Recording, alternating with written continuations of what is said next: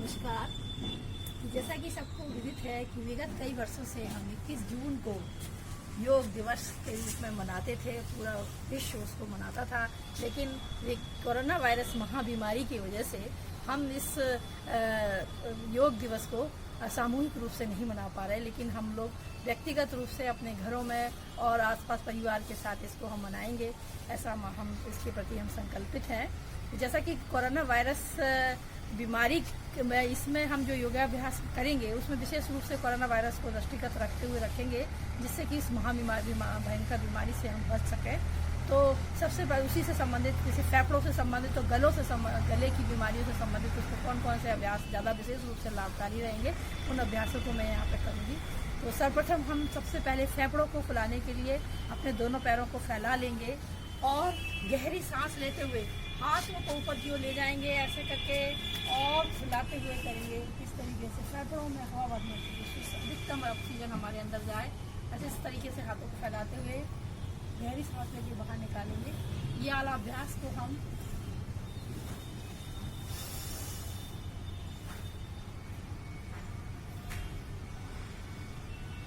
एकदम 5 बार 6 बार करेंगे।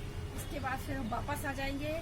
इसके उपरांत हम विशेष रूप से हाथों में हवा भरने के लिए इस प्रकार से यूं करके हाथों को मिला लेंगे और इस तरीके से गोल घेरा बनाते हुए 3 बार कम करेंगे। और हम अपने अभ्यास में इससे ज़्यादा बार भी इसका अभ्यास कर सकते हैं, तो अधिकतम करेंगे। इसको सुबह शाम दोनों टाइम कर सकते हैं।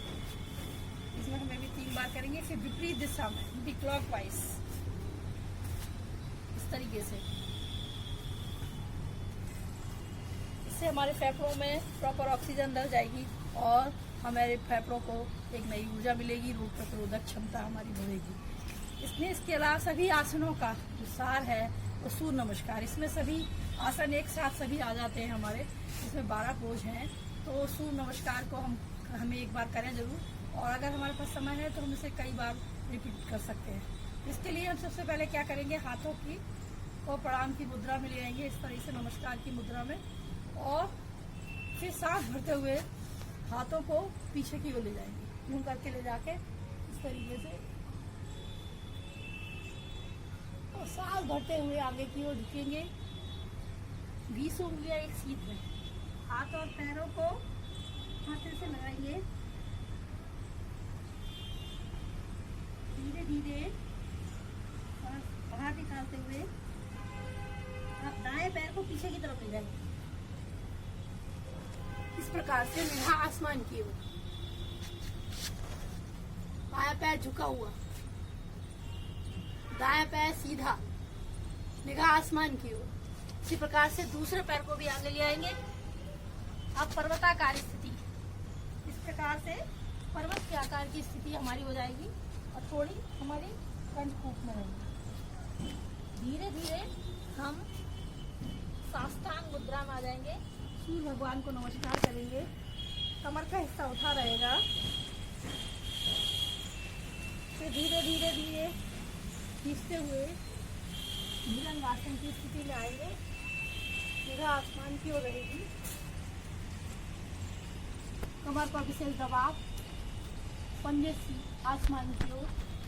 धीरे धीरे पंजों पर का सहारा लेते हुए पुनः शरीर को उठा देंगे पर्वताकार स्थिति में।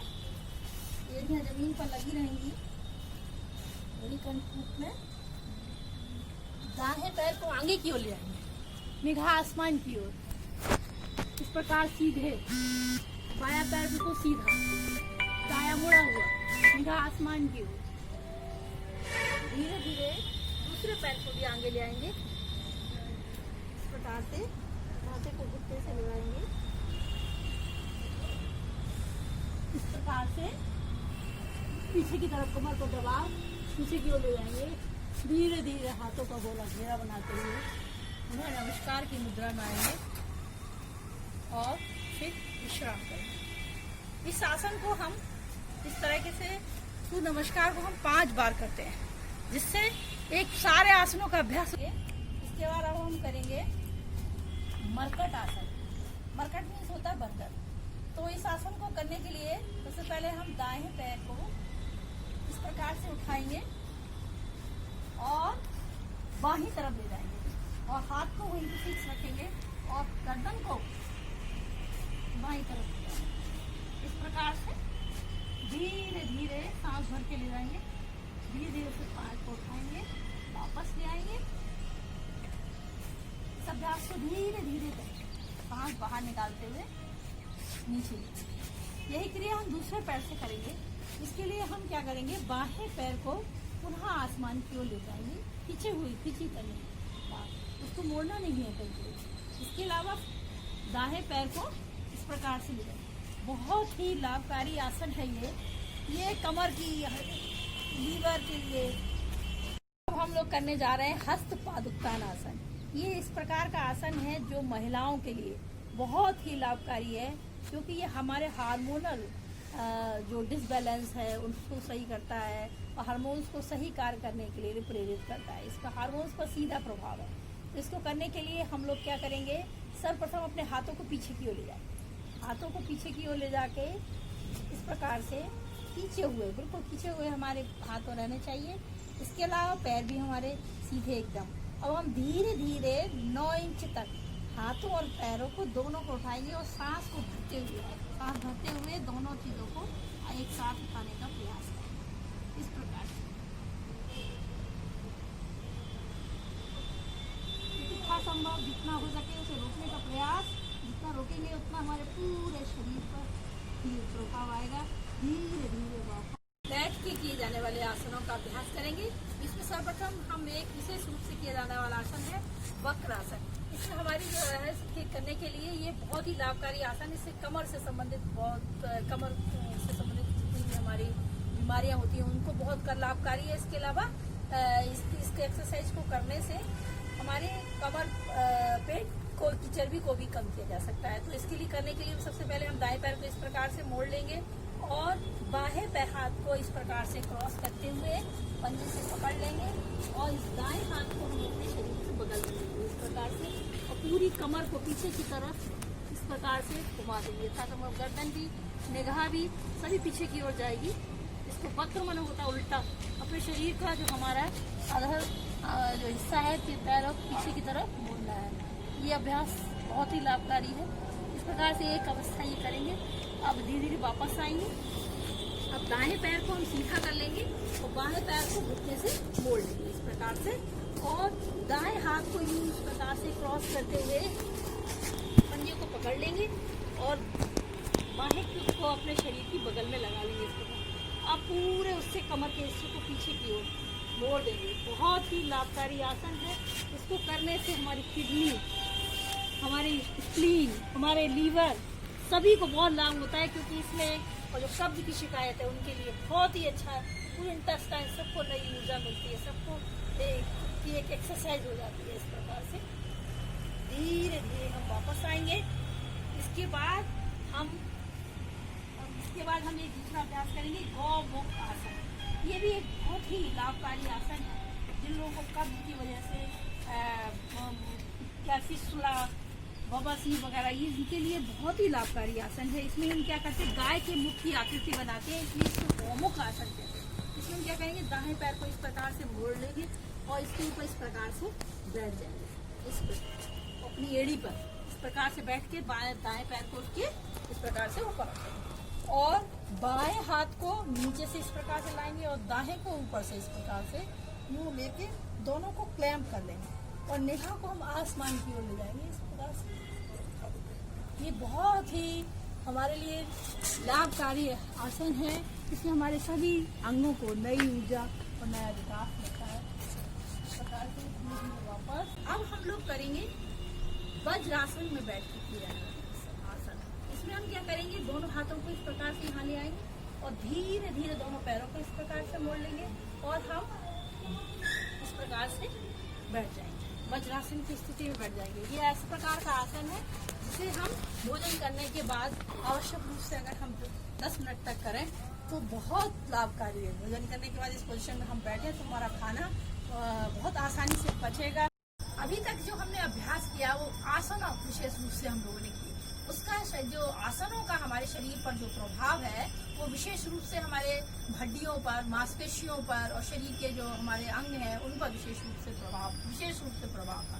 लेकिन अब हम जो करने जा रहे हैं प्राणायाम का हमारे मस्तिष्क पर विशेष रूप से प्रभाव होता है। इस प्रकार से मान के चलिए जैसे कंप्यूटर है, उसके अभी तक हमने हार्डवेयर को सही किया, अब हम जो करने जा रहे हैं वो विशेष रूप से सॉफ्टवेयर को हमें सही करना है, हमारे मस्तिष्क को। आजकल जितने भी हमारे कैडेट्स हैं उन लोगों को जो समय कोरोना के टाइम में सबसे ज्यादा लोगों को मानसिक अवसाद की स्थिति में हो गए और पूरी दुनिया में लोगों को ये बीमारी की बहुत ज्यादा देखा जा रहा है, तो उसको ठीक करना विशेष रूप से जरूरी है।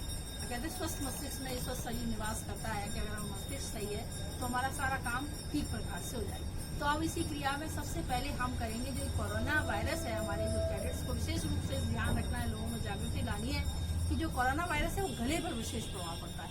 तो इसके लिए हम आप सबसे पहले एक अभ्यास करेंगे जो ऊंचाई प्राणायाम है। ये विशेष रूप से गले पर प्रभाव डालता है और गले से संबंधित जो हमारी गले में खिचखिच ये सब चीजों को ठीक करता है। इसको करने का तरीका है, मैं उसको 2-3 बार करूंगी, लेकिन आप लोग को इसे कई बार अभ्यास करना है और दिन में भी शाम को भी अगर कोई टाइम मिले तो उसको हम कर सकते हैं। तो इसका ये तरीका है करने का।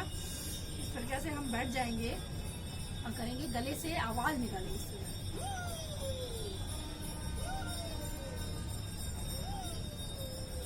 कई बार इस तरीके से गले से हवा खींचेगी, गंदी वायु बाहर निकलेगी। और हम करने जा रहे हैं बहुत ही उपयोगी प्राणायाम जिसे कि हम कहते हैं कपाल भाती प्राणायाम। ये हमारे लिए बहुत, कपाल मीन्स का सर, भाती मीन्स चमकाना। तो अगर हमारे अंदर शरीर को चमकाना है और अपने मस्तिष्क को एकदम तेजवान बनाना है, ज्यादातर याददाश्त बढ़ानी है, इसके अलावा मेंटल स्ट्रेस को कम करना है, तो इसका हमें अभ्यास करना चाहिए। ये इस प्रकार का प्राणायाम है जिसमें सबसे ज्यादा क्या है, हमको अभ्यास करने, स्ट्रोक लगाना है। तो इसके लिए सबसे पहले मैं थोड़ा सा आपको अभ्यास करके बताती हूँ कि कैसे हमें करना है। इसका ये तरीका, हाथों सीधे कमर को सीधी करके बैठ जाएं और हमको है ज्यादा से ज्यादा सांस को बाहर निकालना है।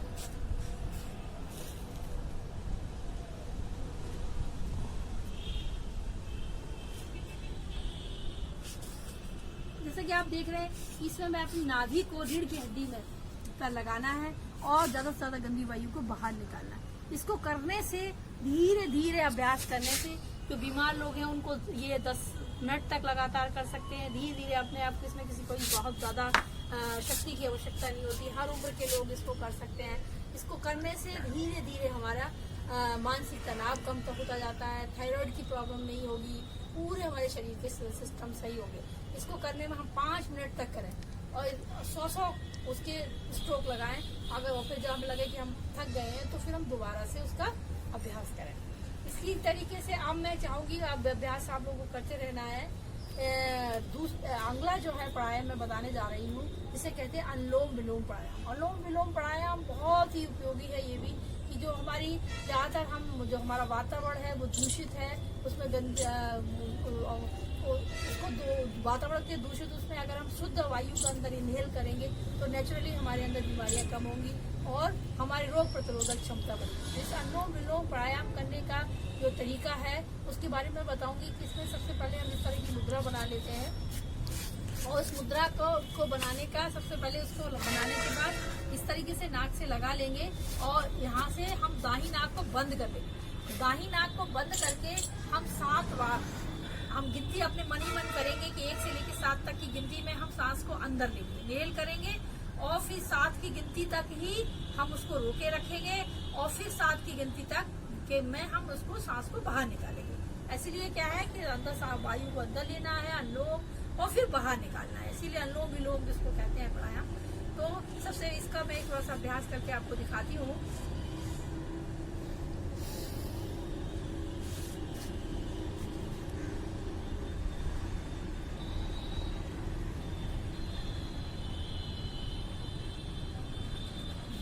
से नाक को बंद करेंगे।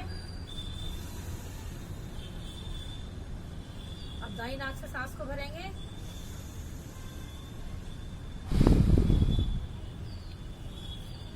तो रोकेंगे,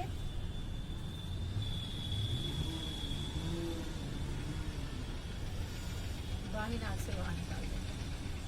इसी प्रकार से आप बाही से भरेंगे,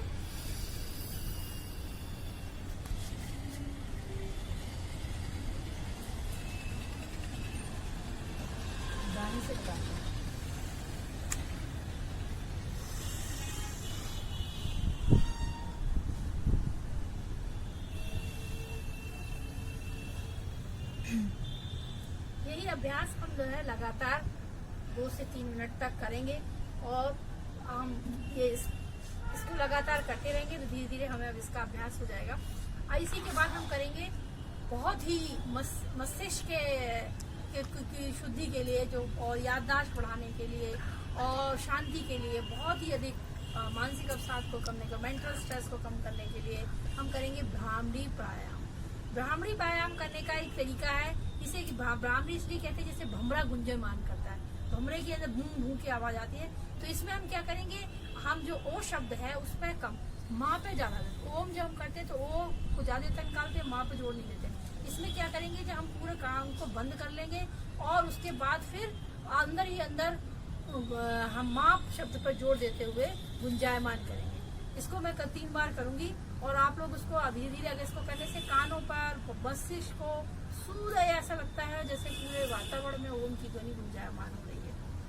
मैं इसका देखो अभ्यास करूंगी, ऐसे कान को यूं करके बंद कर लेना है और जो हमारी जो आगे ये दोनों उंगलियां हैं इसको माथे के ऊपर और यहाँ ये तीसरी वाली आंख पे और ये वाली नीचे की तरफ, इस प्रकार से हम कर लेंगे और फिर ओम की ध्वनि को निकालेंगे और भमरे की ध्वनि निकालेंगे। मानसिक अवसाद के लिए, बहुत ही मानसिक स्ट्रेस के लिए बहुत अच्छा व्यायाम है। मैं करूंगी इसका 3 बार अभ्यास। ओम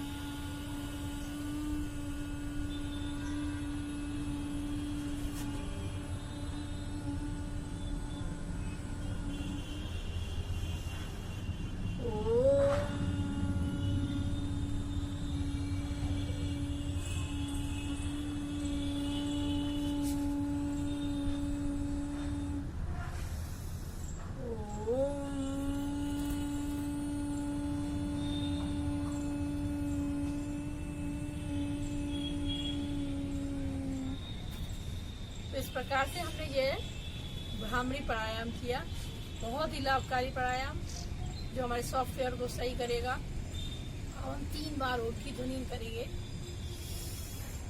ओ